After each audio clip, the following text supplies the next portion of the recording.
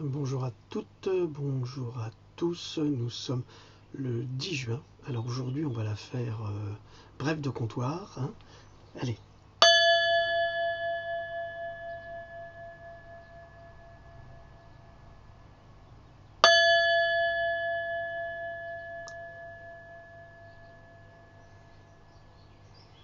Alors, je ne sais pas si vous avez vu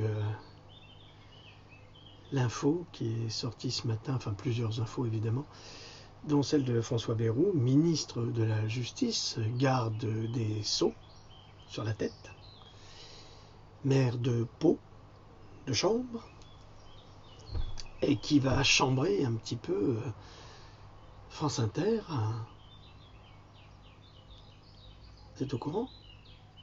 Mais parce que Bayrou, qui est comme Monsieur Fillon, hein, un chevalier blanc de l'honnêteté, philosophe et humaniste, aurait lui aussi des casseroles. Ouais, pas des casseroles Ikea, hein, des grosses casseroles. Il semblerait que au Modem, il y ait aussi des emplois fictifs. Chez Fillon, Ulysse et Pénélope, hein, vous connaissez. À la mairie de Paris, le maire de Paris qui cumulait trois emplois sans être capable d'en faire qu'un seul, en fait. Donc c'est au Parti Socialiste. Ça a dû servir de coucher avec Hollande. Il faut assurer sa descendance, parce que lui il fait des nains partout. Hein. Et maintenant, le garde des Sceaux, il apprécie pas trop qu'on enquête sur le Modem et il a été tiré les oreilles aux journalistes, aux responsables justement presse de France Inter. Alors là, le clivage, hein, vous comprenez, clivage, hein, séparation. La séparation, donc le clivage qu'il y a entre les hommes politiques et le peuple, là, elle se creuse terriblement parce que on nous fait comprendre, enfin les politiques font comprendre une fois qu'ils sont au pouvoir, parce que Bayrou, il faisait toujours le saint et tout ça, mais là il nous montre qu'il est tout aussi corrompu que les autres.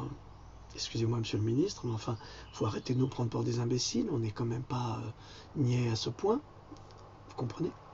C'est pas la peine de sauver l'honneur, hein, c'est pas comme ce fameux député socialiste qui se montre à poil, qui se masturbe, qui fait des choses absolument dégueulasses avec sa langue pour soi-disant exciter ses conquêtes, qui portent plainte contre lui, certaines pour harcèlement sexuel. Enfin bref, sa sexualité, à la limite, on s'en fiche. C'est quelque chose d'annexe, ça le regarde. Mais le problème, c'est que quand on est représentant de l'État, si on avait ces pratiques-là avant, on cesse. Mais on ne continue pas, on ne se sert pas de ses statuts, de son autorité régalienne pour continuer à faire ses saloperies. Il peut les faire, ça ne me regarde pas. Mais le mec, député, maire, il n'a pas peur. Hein. Ah, il y va. Hein. Alors on voit les vidéos. Alors là, ça circule sur tout le web. Hein. C'est pas le darknet, ça. Hein. C'est le web. Alors je sais pas, mais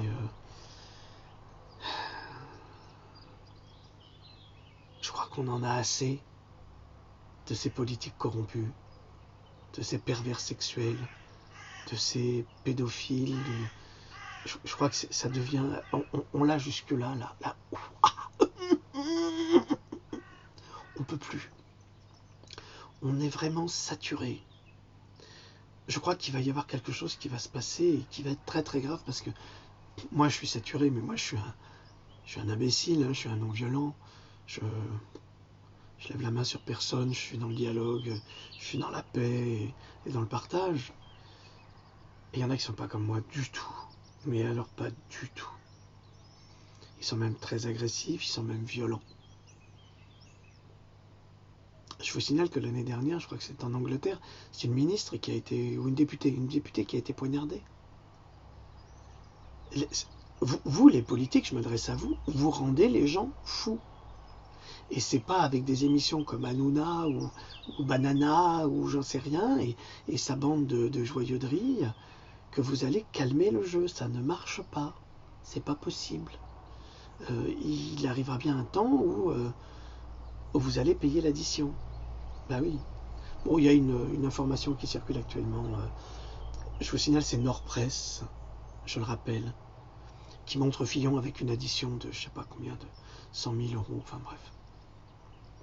Ne tombez pas dans le piège de la fake news en faisant une vraie news. C'est à la fois diffamatoire et en même temps c'est un mensonge éhonté, c'est une blague. Et donc ça va retomber sur le dos de ceux qui essayent de faire de la vraie information, qui vont être censurés à cause de ces conneries de Nord Presse et autres. Il faudrait savoir qui finance ces journaux de Gorafi, Nord Presse, tout ça. Il faudrait réfléchir à ça, à la fonction de ces choses-là. Alors qu'est-ce qu'il y a encore dans l'actualité qui est très intéressant? Ah oui, Kerviel et son avocat en garde à vue.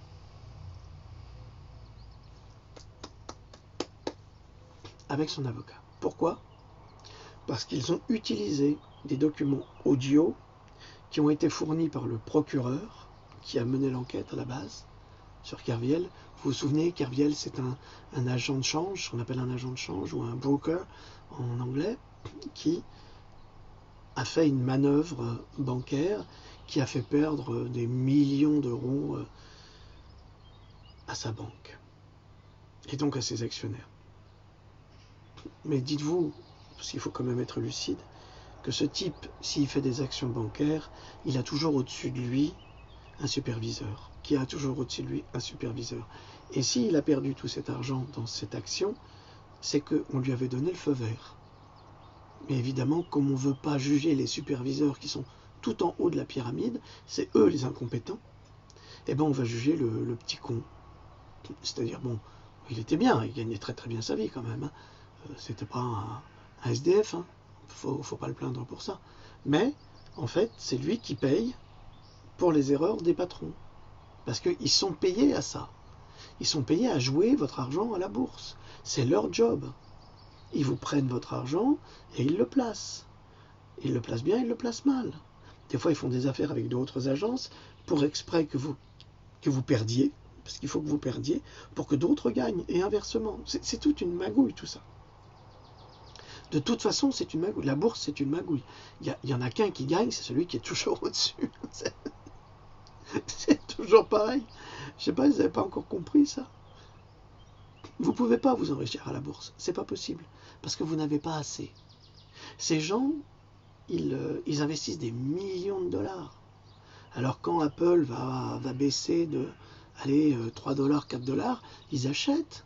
Ils attendent la sortie du nouvel iPhone ou du nouvel iPad ou du nouveau Mac, peu importe. Et puis là, l'action évidemment remonte, non pas de 4 et de 6, mais de 10 ou de 15. Et là, ils revendent. Mais comme ils ont investi des millions, ils récoltent des millions. Vous comprenez? Alors que vous avez investi 2 000, 3 000, 4 000 euros, vous allez récupérer quoi? 500 euros, puis on va vous prendre là-dessus 40 à 50% d'impôts. Vous êtes toujours perdant dans cette affaire. On perd toujours. C'est ça qu'il faut comprendre. Donc là, la banque a perdu et fait payer un gars qui a fait son boulot comme on le lui avait demandé, mais qui est comme les autres. Hein, quelque part, c'est un voyou officialisé, hein, c'est tout. C'est pas un voyou, on va dire c'est un pauvre type qui paye pour tout le monde. Mais il n'était pas si pauvre que ça. Bref. Et il se retrouve en garde à vue parce qu'il a un document audio qui a été donné par le procureur, qui a mené l'enquête, et qui s'est rendu compte que c'était une femme, elle a été bloquée partout. On ne lui a pas donné les bons éléments. Ce qui fait que c'était très facile d'incriminer Kerviel dans cette affaire. C'était même enfantin. Tout était fait pour le condamner. Ce qui n'est pas vraiment juste, parce que les vrais coupables, ils sont toujours dehors. Hein. Donc voilà. Alors ça, c'était une chose intéressante. Puis il y a aussi une vidéo qui est sortie. Alors, c'est peut-être une vidéo de propagande, peut-être, sans doute d'ailleurs. C'est comme ça que ça se fait en général.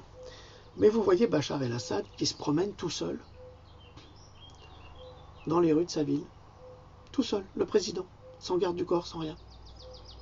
Et vous voyez les citoyens, les citoyennes qui vont l'embrasser, qui lui disent bonjour, on lui offre un savon sur un marché, ils discutent, il n'y a pas de souci.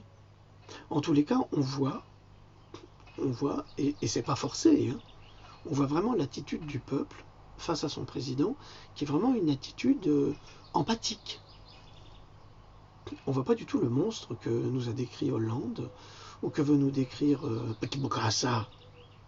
Tu veux nous décrire un monstre pour faire la guerre contre lui. Mais nous, on ne veut pas la guerre, tu n'as pas compris. On n'en veut pas. Et Petit Bokassa, il est en train d'installer de manière définitive l'état d'urgence. Je vous signale que le Premier ministre polonais a déclaré chez nous, il n'y a pas d'attentat parce qu'on est contre le multiculturalisme. Donc c'est réglé. Alors je ne sais pas s'il aurait dû faire cette déclaration parce que Madame Onegashi-sama, konnichiwa, elle ne va pas supporter qu'on se moque d'elle. Et comme on a déjà assassiné, et ça je pense que ce sont les...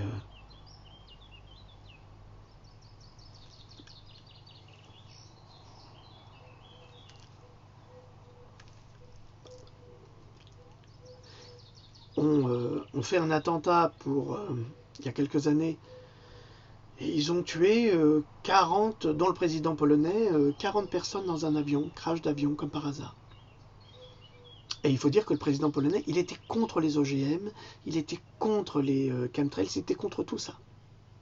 Mais son avion, avec tout son gouvernement.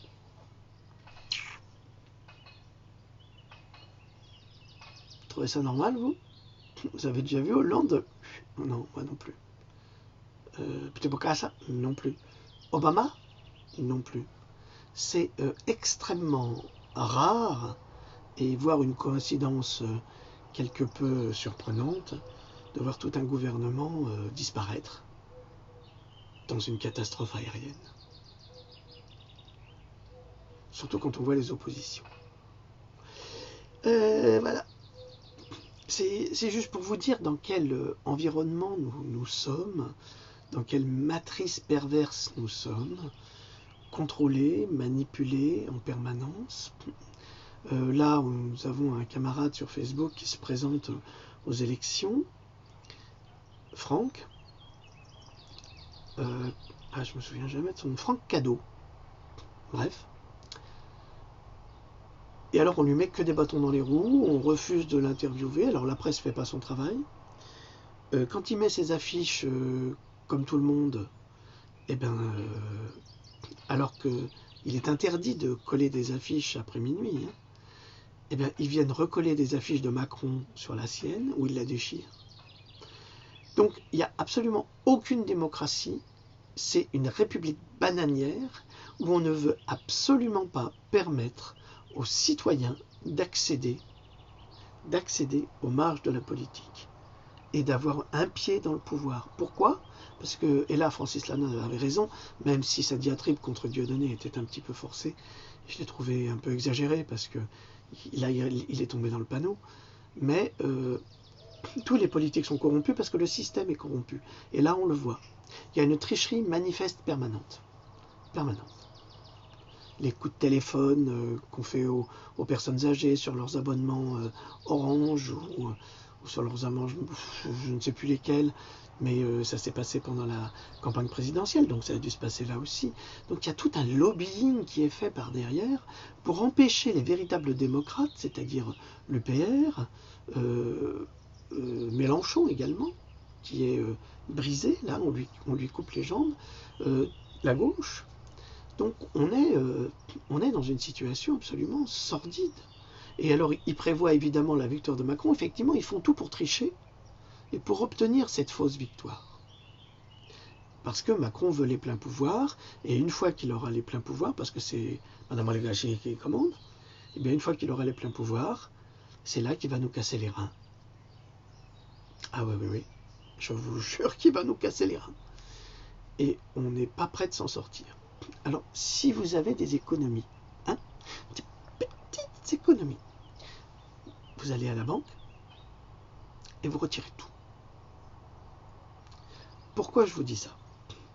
C'est vraiment une déclaration difficile. Hein, mais parce que là, il se prépare encore une crise économique très très importante qui va justifier encore des lois et autres. Parce que, je ne sais pas si vous avez remarqué, mais l'attitude de la bande à Macron, c'est « t'es au chômage, t'es un feignant ». Le con parfait, là, ça c'est le con parfait, c'est l'analyse du con parfait. T'es au chômage, t'es un feignant. Ces mecs qui bossent et qui vivent de l'argent public, qui bossent pas en fait, qui pillent l'argent public, ces escrocs, ils sont en train de juger des pauvres gars qui se retrouvent au chômage. Mais je voudrais bien leur demander de vivre avec une allocation de 450 € par mois pour une famille de 3, 4 ou 5 personnes. Et là, ils viennent dire, ouais, si t'es au chômage, c'est que t'es un feignant. Alors la bande à Macron, hein, arrêtez de nous prendre pour des cons, allez bosser vraiment, mais vraiment bosser. Arrêtez de vivre sur l'argent public. D'ailleurs, je ne vois pas pourquoi les députés ont tellement d'avantages sociaux. C'est absolument incroyable. Les voitures de fonction, les primes pour les vêtements, les primes pour ci, les primes pour ça. Non mais attends, ça va pas? Et le chauffeur là qui vient faire un déménagement, tu sais où il dort, hein, Macron? Tu sais où il dort le chauffeur? Quand il fait un déménagement dans le sud de la France, et quand il vient de l'Est, il dort dans sa cabine, hein. Il dort dans la cabine de son camion. Des fois ils sont deux, dans la cabine du camion les mecs. Les chiottes, les chiottes c'est les aires d'autoroute. Les douches, c'est les aires d'autoroute. Alors ils peuvent s'attraper toutes les mycoses et les machins qui traînent. Hein. Ça ne te dérange pas. Hein. Mais les députés, eux, ils ont les voyages en première, ils ont les hôtels, ils ont tout payé, tout. Mais pourquoi? Qu'est-ce qui fait qu'ils sont différents de ces gens qui bossent et qui gagnent une misère? Rien. Et puis il faut arrêter ça. Il faut arrêter de permettre aux députés de s'acheter des résidences secondaires avec l'argent de l'État. Même Mélenchon. Hein. Ah oui, ah oui, ah oui, je suis désolé, même lui. Donc tous, ils sont tous mais pourris par le système. Donc ça c'est vachement grave. Vous trouvez pas? C'est grave ce qui se passe. Parce que, du point de vue de la démocratie, comme pour notre ami Franck, rien n'est respecté. Mais ça ne les gêne pas. Ils ont tous les droits puisqu'ils ont déjà le pouvoir. Mais ce que ça veut dire, c'est qu'il y a vraiment ce clivage qui s'installe entre les politiques et les pauvres. Parce que tout le reste de la population, maintenant, ça va être des pauvres. Ça ne peut pas être autre chose. Mais c'est impossible. Donc si vous avez des petites économies, allez chercher votre argent. Parce que le fait qu'on foute Kerviel et son avocat en garde à vue, n'oubliez pas qui est au gouvernement? Un banquier. Et il est certain que le banquier ne supporte pas qu'un espèce de petit branleur qui s'est fait des couilles en or pendant des bonnes couilles en or pendant des années et qui maintenant a ruiné sa banque soi-disant, dénonce toutes les mauvaises actions des banques. Et là, on veut lui casser les reins. Parce que c'est exactement ce qui se passe. Et c'est pour ça qu'on a un garde des Sceaux qui va se plaindre que les journalistes enquêtent sur les emplois fictifs du MoDem.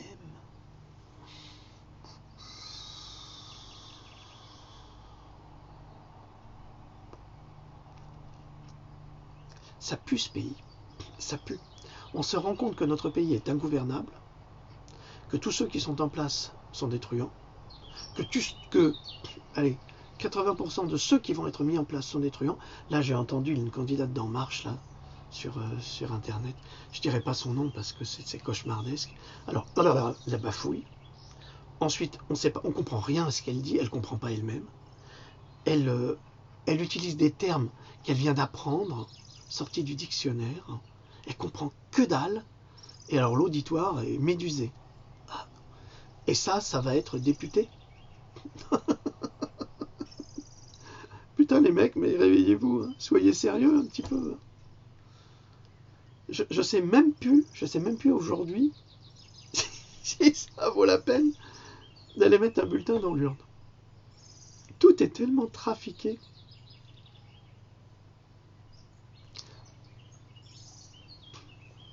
Il faut voter, hein.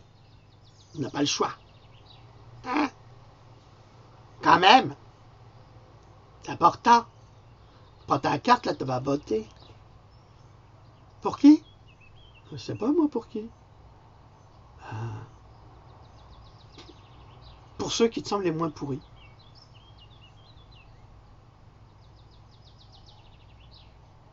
Putain, ça va être dur. Ah, excusez-moi ce trait d'humour, là, mais c'est dur. Allez, salut.